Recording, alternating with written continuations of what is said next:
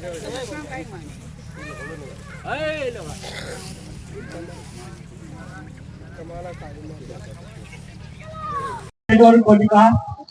প্ৰতিটো ধানতে উমান পাওঁ, মোৰ প্ৰতিটো নিষ্ঠাকতে গুণ ঘটাওঁ অসমৰ সেমেকা জলবায়ু।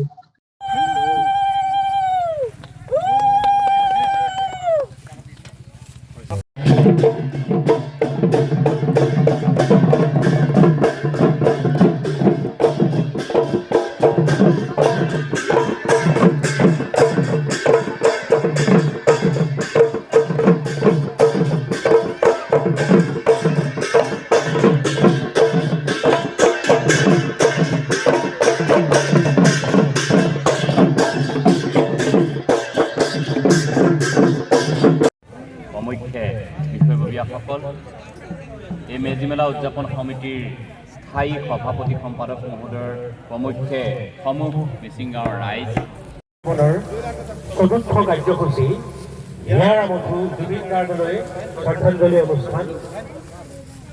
এই অনুষ্ঠানত সকলোৱে আগত ৰাখি আগবাঢ়ি যাব।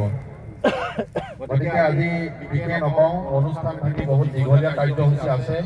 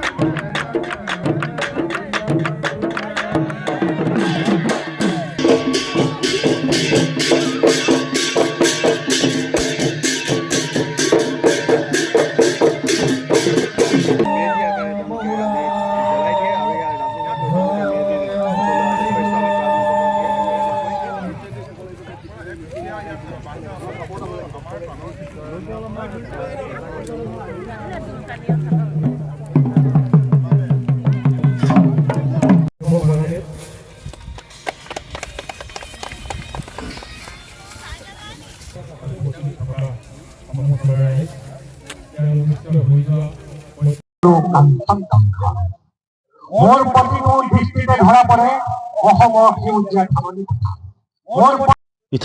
পিঠাগুৰি মিচিং গাঁও উদ্যোগত বৃহত্তৰ আঞ্চলিক ৰাজ্যৰ সহযোগত আমি ভোগালী মেজি মেলাৰ আজি চতুৰ্থ বৰ্ষত ভৰি দিছোঁহি। আমি স্বচ্ছতাৰ প্ৰয়াসেৰে প্ৰদূষণমুক্ত মানসেৰে যি ভোগালী মেজি মেলা উদযাপন কৰি আহিছোঁ, আজিও আমি দিনজোৰা কাৰ্যসূচী আমি উদযাপন কৰিবলৈ আগবাঢ়িছোঁ। এতিয়া আমাৰ কাৰ্যসূচীসমূহ চলি আছে। আমি নৱপ্ৰজন্মক বাৰ্তা প্ৰেৰণ কৰিবৰ বাবে য'তে ত'তে আৱৰ্জনাসমূহ নেপেলাবৰ বাবে আমি বাৰ্তা প্ৰেৰণ কৰি আহিছোঁ। আৰু আমি প্ৰতি বছৰে আমি উঠি অহা প্ৰজন্মক বাৰ্তা প্ৰেৰণ কৰিবৰ বাবে বিভিন্ন থিমেৰে আমি মেজিসমূহ সাজি আহিছোঁ। এই বছৰো আমি আমাৰ হিয়াৰ আমঠু জুবিনদাৰ যি অতি মৰমৰ গীতাখন আৰু তেখেতে ভাল পোৱা অতি মৰমৰ টুপি আমি উপস্থাপন কৰিব বিচাৰিছোঁ। আমি আজি দিনজোৰা কাৰ্যসূচীৰে আমাৰ ইয়াত কাৰ্যসূচী আছে। পোনপ্ৰথমে মই এই ভোগালী মেজি মেলা স্থলীৰ পৰা অসমবাসীলৈ আমাৰ অসমীয়া বাপতি সাহোন ভোগালী বিহুৰ শুভেচ্ছা জ্ঞাপন কৰিছোঁ। আমাৰ এই বৃহত্তৰ পথালি পাহাৰ অঞ্চলৰ পিঠাগুৰি মিচিং গাঁৱৰ যি যুৱক যুৱতীসকলে ভোগালী মেজি মেলা আয়োজন কৰি আহিছে, এইবছৰ চতুৰ্থ বৰ্ষ অতিক্ৰম কৰিছে। ই এটা সুন্দৰ প্ৰয়াস, এটা ৰাইজলৈ এটা সুন্দৰ বাৰ্তা প্ৰেৰণ কৰে প্ৰতিটো বৰ্ষতে। এইবছৰ তেওঁলোকৰ মূল থিম জুবিন গাৰ্গৰ টুপি আৰু জুবিন গাৰ্গৰ যি গীটাৰ, যিখন লৈ তেওঁৰ সংগীত চৰ্চা কৰিছিলে, তাৰ এটা টুপি আৰু গীটাৰখনক এবাৰ থিম হিচাপে আদৰ্শ লৈছে। এটা খুব সুন্দৰ প্ৰয়াস কৰিছে আৰু প্ৰতিটো অনুষ্ঠানৰ লগত সংগতি ৰাখি তেখেতসকলে জুবিন গাৰ্গৰ যি শ্ৰদ্ধাঞ্জলি অনুষ্ঠান ৰাখিছে, ই এক সঁচাকৈ আদৰণীয়, আমি ভাল পাইছোঁ।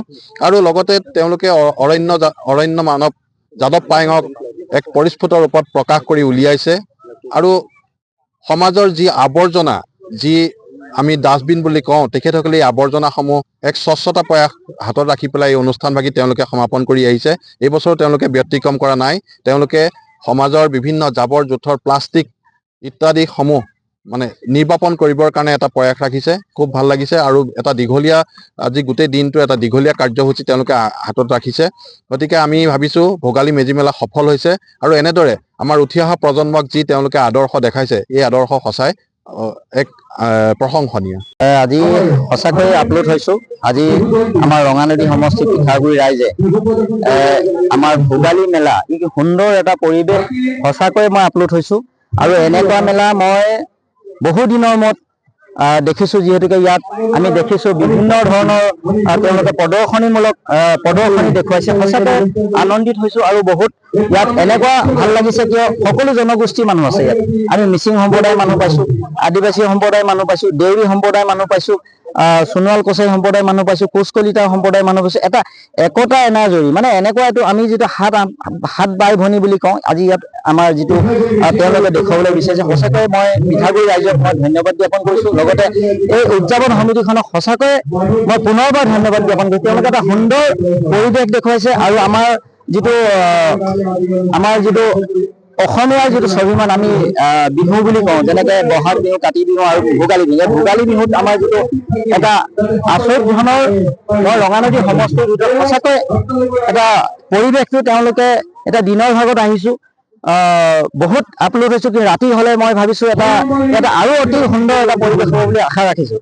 গতিকে সকলো ৰাইজক মই পুনৰবাৰ ধন্যবাদ দিছোঁ। তেওঁলোকে যাতে অহাবাৰলৈ ইয়াতকৈ যাতে ভালকৈ কৰে আৰু অতি সুন্দৰ হয় তাৰে কামনা কৰিছোঁ। আৰু আমাৰ যুৱ প্ৰজন্মক যে এই পৰিৱেশটো দেখুৱাইছে তাৰ কাৰণে মই আকৌ পুনৰবাৰ তেওঁলোকক সমিতিক মই ধন্যবাদ জ্ঞাপন কৰিছোঁ।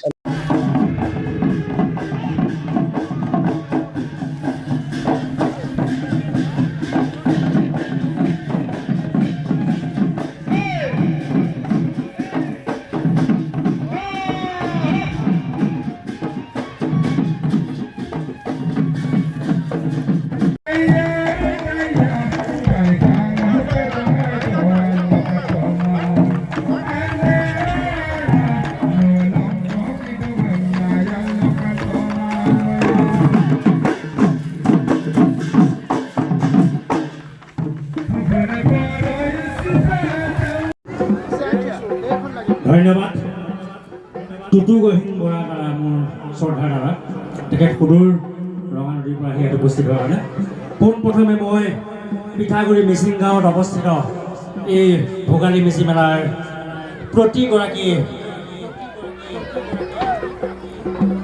বিহুবলীয়া ব্যক্তিলৈ মোৰ সশ্ৰদ্ধ প্ৰতিবাদ জনাইছোঁ।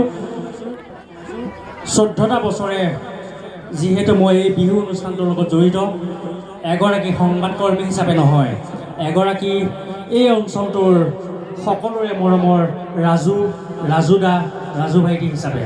গতিকে লোহিত বিশাল পাথৰীয়া প্ৰমুখ্যে কৰি প্ৰথম 80 ফুট মেজিৰে ইয়াত প্ৰথম মেজি আমি নিৰ্মাণ কৰিছিলোঁ। 80 ফুট মেজি, প্ৰথমটো মেজি, যিটো মেজিয়ে সমগ্ৰ অসমতে তৰুপাৰ লগাইছিলে।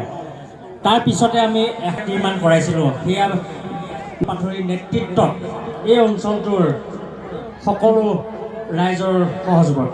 গতিকে আহি আজি 14টা বৰ্ষ অতিক্ৰম কৰিবলৈ আমি সক্ষম হৈছোঁ।